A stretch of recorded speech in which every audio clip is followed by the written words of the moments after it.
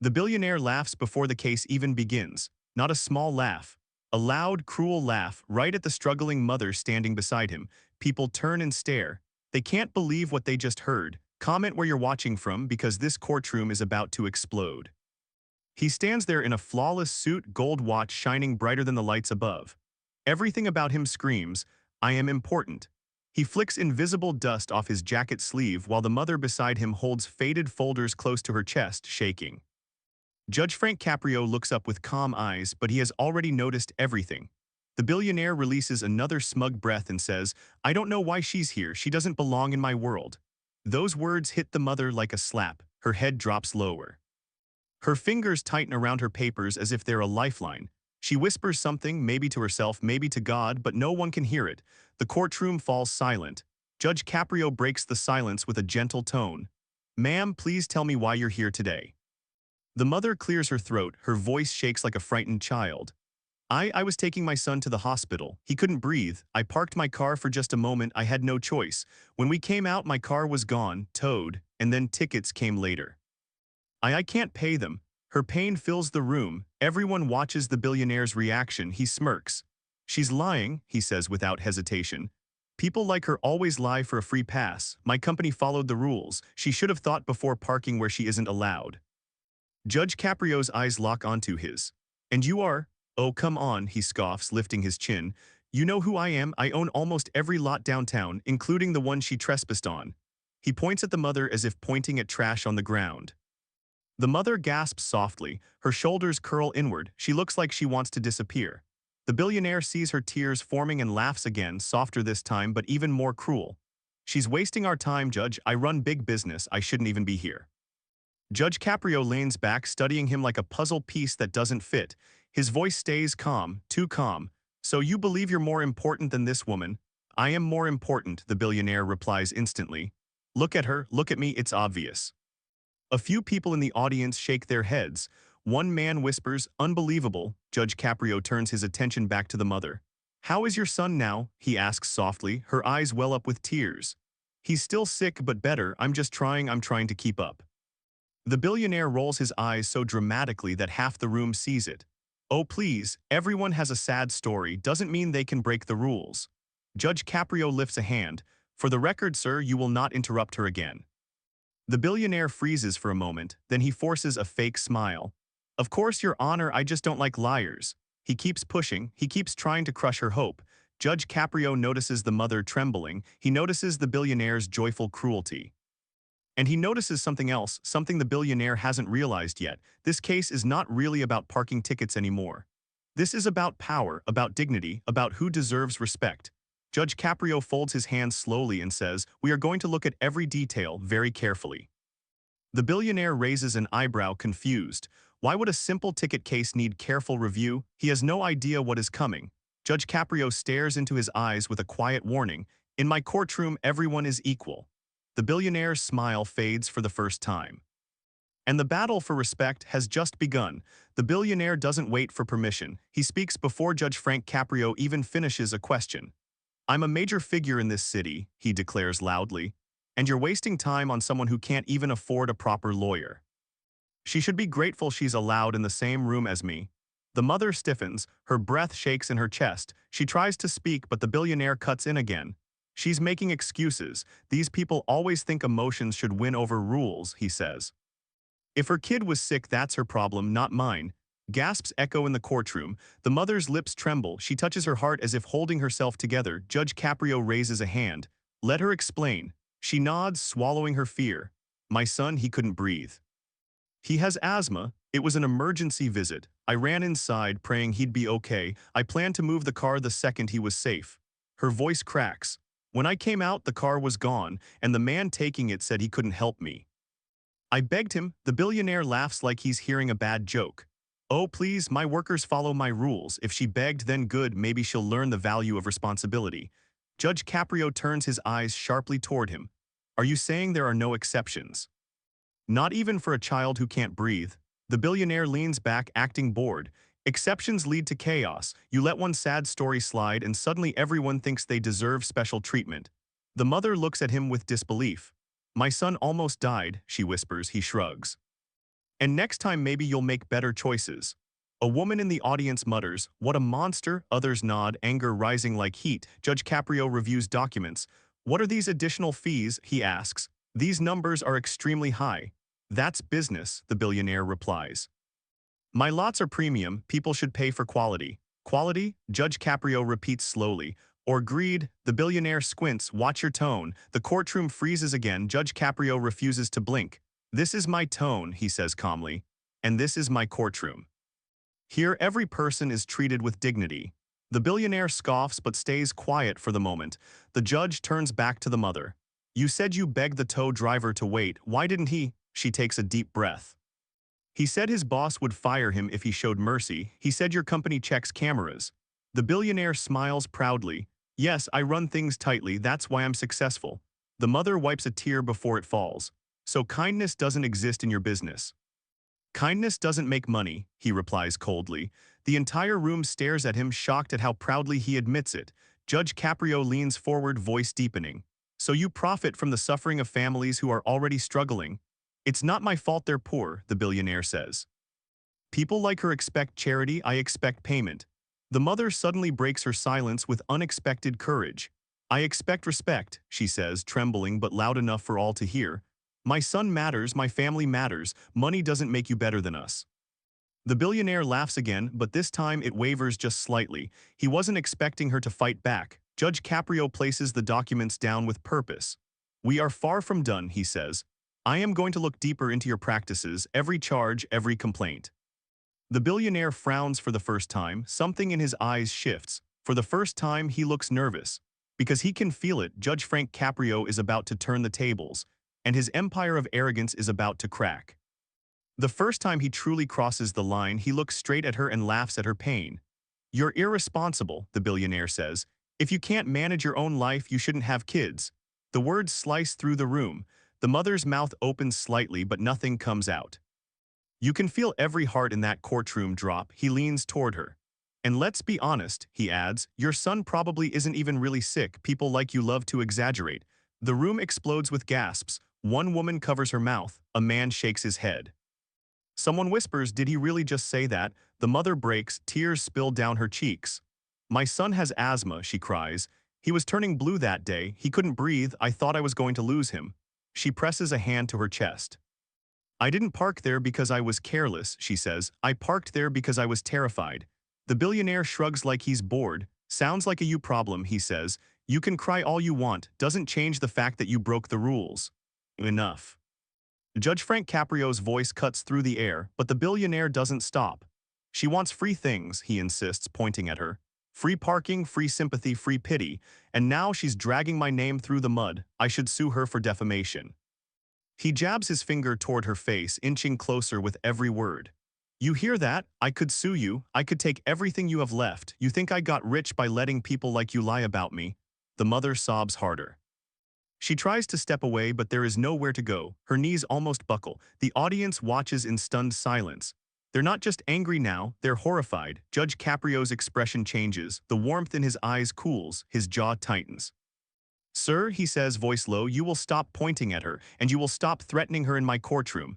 The billionaire laughs under his breath. "Your courtroom," he repeats. "You talk like this place matters more than I do." He lifts his wrist and shows off his heavy watch. "I could buy this courtroom," he says. "I could buy 10 of them. All of this is nothing to me."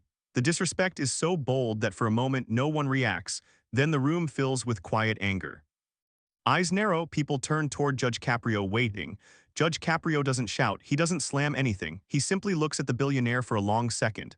"Let me be very clear," he says. "Your money has no voice here, the law does, respect does." The billionaire opens his mouth to argue, but Judge Caprio raises a hand. "You have forgotten something important," the judge says. "You think you are untouchable, you think your wealth protects you, but it does not protect you from the truth." For the first time, doubt crosses the billionaire's face. Then he forces a smirk. "And what truth is that?" he asks.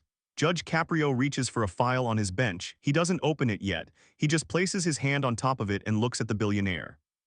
"The truth," he says quietly, "that your actions outside this courtroom are about to matter very much inside it." The mother wipes her tears. The audience leans forward because everyone can feel it. Something big is inside that file. And when Judge Caprio opens it, this arrogant billionaire's world may never look the same again.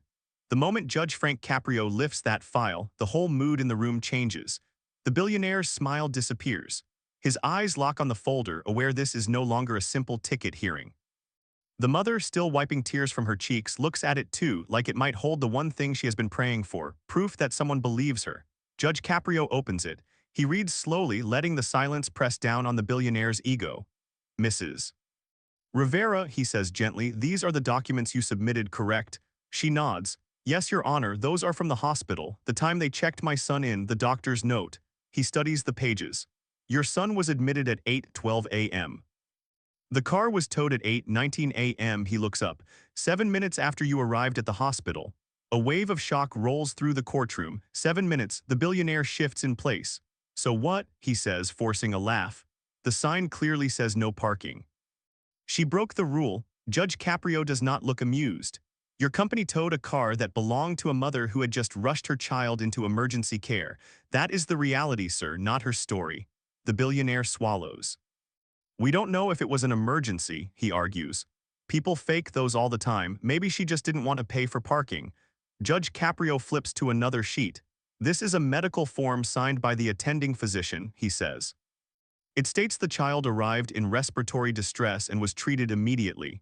He lets that sit. Is that what you call faking? No one breathes. The billionaire's confidence starts to crack. Look, I didn't personally tow her car, he says. My employees handle that. I can't control every single decision they make.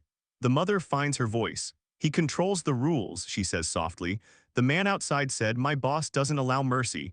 Judge Caprio looks back at the billionaire. Is that how your company works? No mercy. The billionaire lifts his chin, trying to recover. We have a business to run. If we start making exceptions, people will walk all over us. That's how the world works. So you walk all over them first? Judge Caprio asks. Murmurs ripple through the room. Judge Caprio turns a few more pages. These, he says, holding up a stack, are complaints filed against your business. Several from people visiting hospitals, some dropping off elderly parents, some picking up medication, many of them low-income families. They all describe the same thing: aggressive towing, high fees, no compassion. The billionaire's face drains of color. Those are just angry customers, he mutters. Every successful business has them. Judge Caprio's voice hardens. This is a pattern, not an accident. The mother straightens her shoulders, feeling something new inside her: dignity. She watches the judge defend what she has been too scared to say out loud. Judge Caprio leans forward, eyes never leaving the billionaire. You have talked a lot today about rules, about money, about your status in this city, but I have one simple question for you. He pauses. Where is your humanity? The billionaire opens his mouth, then closes it. Nothing comes out. All that arrogance, all that noise, gone in one simple question. He glances around, looking for support, but all he sees are cold stares. Even the people who might normally admire wealth now look at him with disappointment. The mother's tears slow. Her chin rises. For the first time today, she is not the one on trial.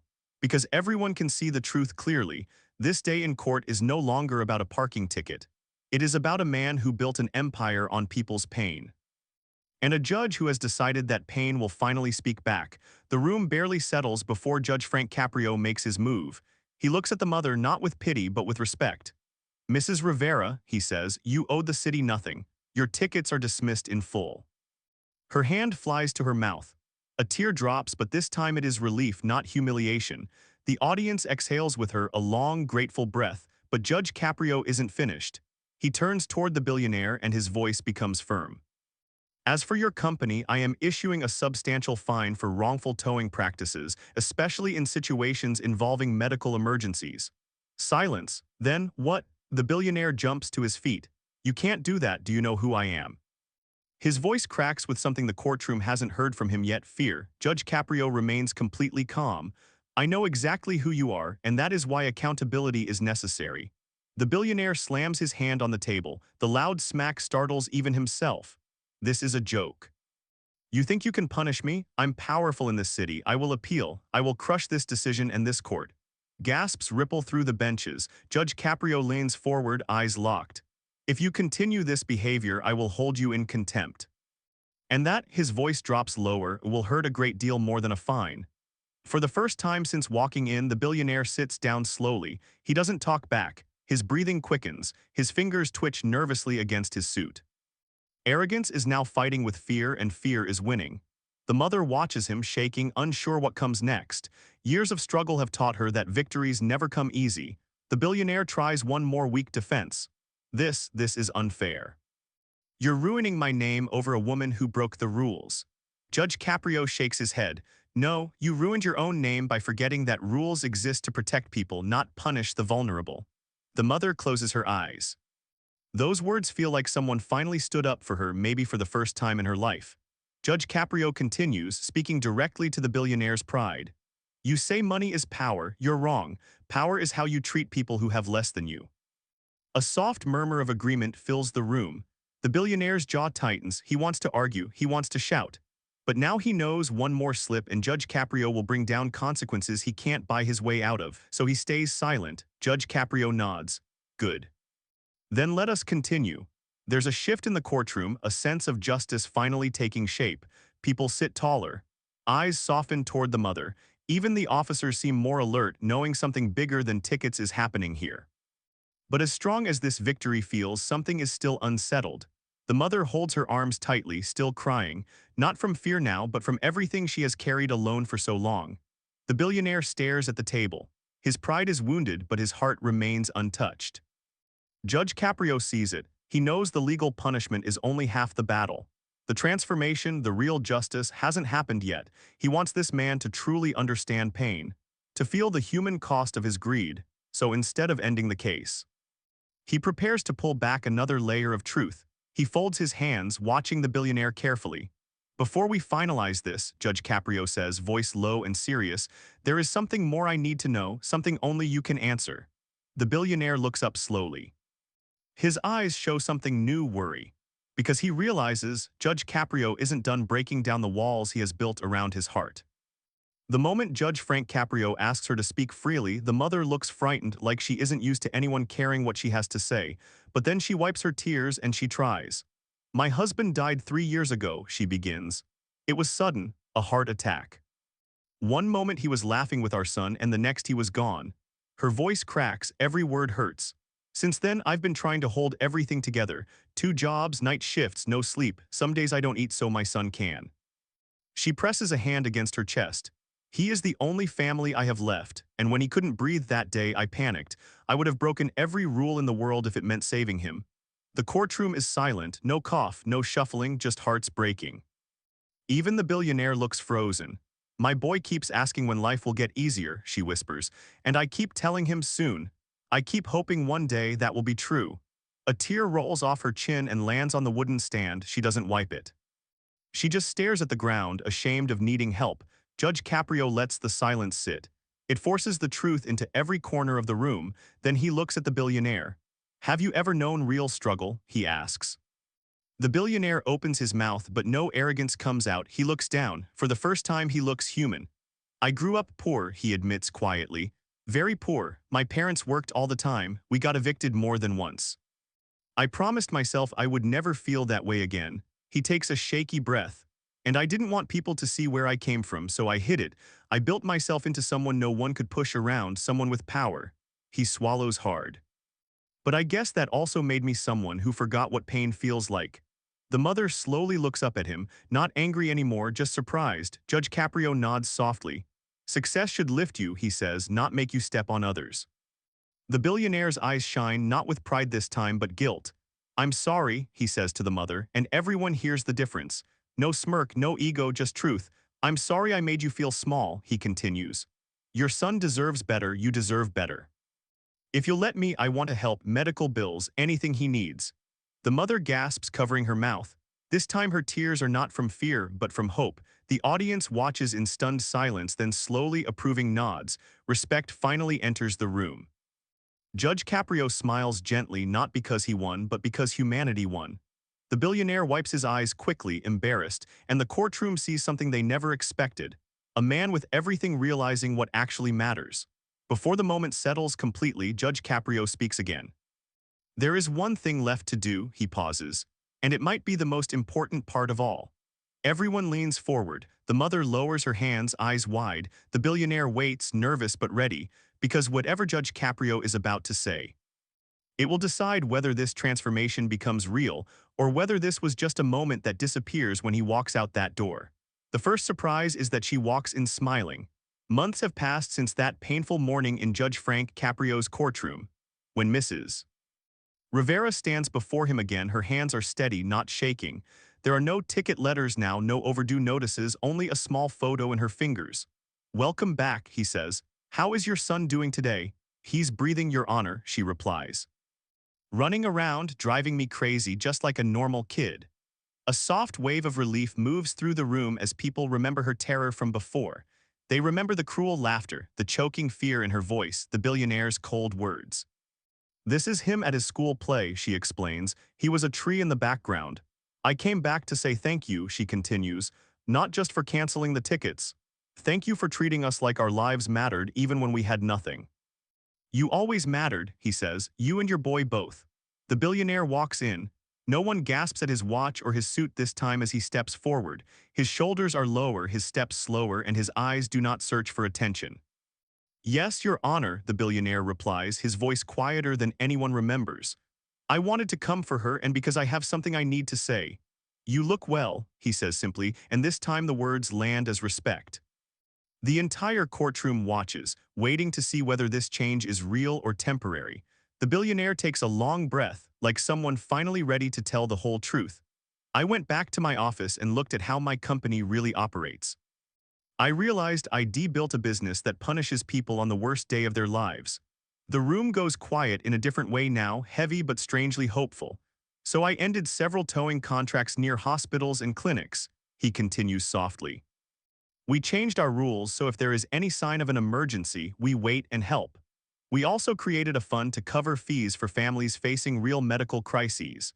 Murmurs ripple through the benches, surprise mixing for the first time with cautious admiration. "And what do you call this fund that you have created?" he asks. "We named it the Rivera Fund," he says, "for the family I hurt and the judge who stopped me." Mrs. Rivera's hand flies to her mouth as tears fill her eyes once again. "I don't deserve that," she whispers, shaking her head in disbelief at the gesture. "Yes, you do," he answers quietly. "You reminded me who I was and who I should be." The audience studies the man they once saw only as a villain standing there with his pride lowered. "Success without kindness," he says, "is really just another kind of failure in disguise. Money can build walls that keep you above people or bridges that lift people with you. Every single day, each of us decides which of those we are going to build. In this courtroom, we do not measure greatness by what you own," he adds firmly. "Respect is not a gift from the powerful to the weak. It is a basic human right. In your own life, are you building walls to stay above others or bridges to stand beside them?" "I am sorry," he says, "for that day and for every time my company added fear to pain." "I forgive you," she says slowly, "for my son's sake and for my own heart too." The air in the courtroom feels lighter as if two huge weights have finally been set down together. "Subscribe if you believe respect matters." "Cases end," he says, "but character does not end when you leave this room." Mrs. Rivera walks out holding her son's picture like a small promise of better days ahead. The billionaire leaves with no tickets on his record this time, but with a new responsibility. And in that small Rhode Island courtroom, something deeper than punishment has taken place at last. They both leave changed, and if we are willing, their story can change us too.